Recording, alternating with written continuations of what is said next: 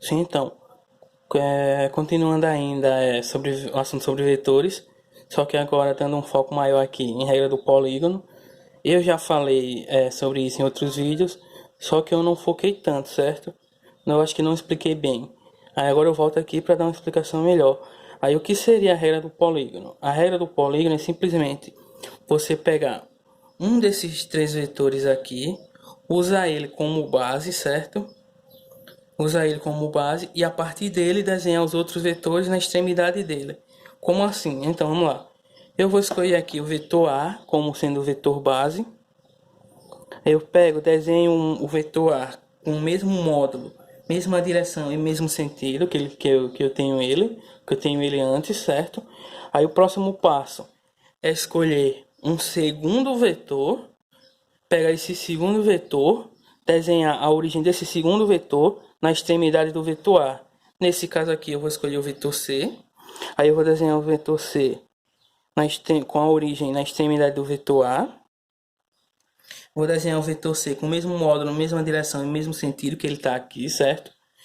E o passo seguinte é fazer a mesma coisa que eu fiz com o vetor C, só que agora com o vetor D, e fazer isso a partir do vetor C, ou seja, eu pego o vetor D, pego o início, a origem do vetor D, coloco na extremidade do vetor C, desenho o vetor D com o mesmo módulo, mesma direção e mesmo sentido, certo?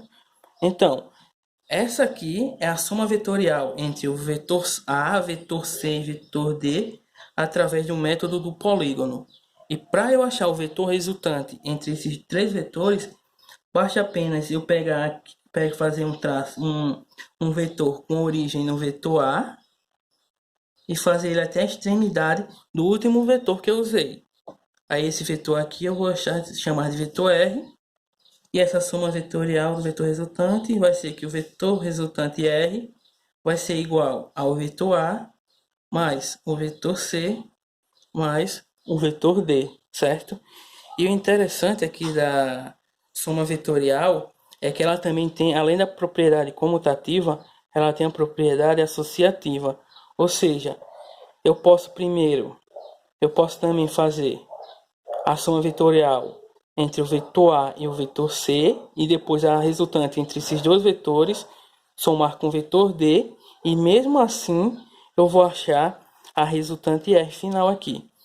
Ah, como assim? Porque normalmente quando a gente trabalha com o método do polígono, a gente indica que o pessoal faça, quando for fazer essa soma vetorial através desse método aqui, a gente indica quando a gente tem mais de 12 vetores, que primeiro a pessoa faça a soma vetorial entre dois vetores, aí depois que você achar a soma vetorial, a resultante vetorial entre essa soma desses dois vetores, some com o próximo vetor. Como assim? Então vamos lá. Continuando aqui ainda, no caso desse vetor aqui, certo? Então, eu vou desenhar aqui o vetor A. Tá aqui o vetor A. Aí eu desenho o vetor C. Desenho o vetor D, certo? Só que, ao invés de eu pegar diretamente e fazer isso aqui, para facilitar aqui um pouco o meu trabalho, para sempre estar trabalhando usando apenas dois vetores, primeiro eu acho o vetor resultante entre esses dois vetores, certo? Que pelo método do polígono a gente sabe que essa resultante ela vai sair daqui até aqui, certo? E eu vou chamar ela de vetor E. Isso, esse vetor aqui é a resultante entre esses dois vetores, certo? Como eu já fiz essa soma vetorial entre esses dois vetores, eu posso esquecer desse aqui, ó. Posso esquecer disso porque eu já tenho essa resultante aqui, que é exatamente a soma desses dois vetores, certo? Então, aí agora qual é o próximo passo? O próximo passo é pegar e traçar a resultante da soma vetorial entre esse vetor e esse, que é exatamente esse vetor R aqui, ó. Então, além de eu dizer que a soma vetorial entre esses três vetores é assim, eu também posso dizer que essa soma vetorial pode ser representada assim. A soma vetorial entre o vetor E mais o vetor D, onde esse vetor E é a resultante dessa soma vetorial aqui, ó, entre A e C, certo? Então, essa aqui é a propriedade associativa dos vetores. Ou também poderia ter feito a soma vetorial entre o vetor C e o vetor D, certo? Que essa soma vetorial aqui, ela nos daria uma resultante apontando aqui exatamente nessa direção, certo?